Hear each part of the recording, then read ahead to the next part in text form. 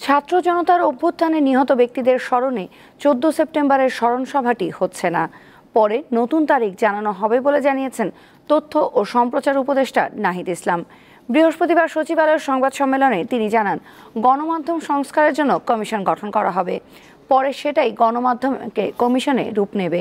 কোটা সংস্কার আন্দোলনকে কেন্দ্র করে সরকার পতনের দাবিতে এক দফা আন্দোলনে হতাহত ব্যক্তিদের বিষয়ে তথ্য উপদেষ্টা জানিয়েছেন, স্বাস্থ্য মন্ত্রণালয় থেকে এখন পর্যন্ত 728 জন শহীদের তালিকা পেয়েছেন।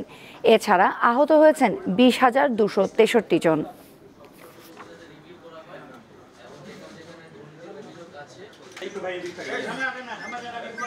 স্বাস্থ্য মন্ত্রণালয় কর্তৃক যেই লিস্ট তালিকা করা হচ্ছে, তো সেই তালিকার উপর ভিত্তি করে কিন্তু এই স্মরণ সভাটি করা হবে। সেটা একটা সম্ভাব্য তারিখ হচ্ছে 14ই সেপ্টেম্বর ঠিক করা হয়েছিল, বা তার আশেপাশে কোনো একটা তারিখ।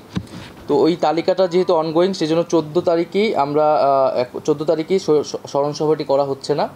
মূলত তালিকাটি আরও চূড়ান্ত হলে এই তালিকার উপর ভিত্তি করে আমরা শহীদদের স্মরণ সভাটি আয়োজন করব।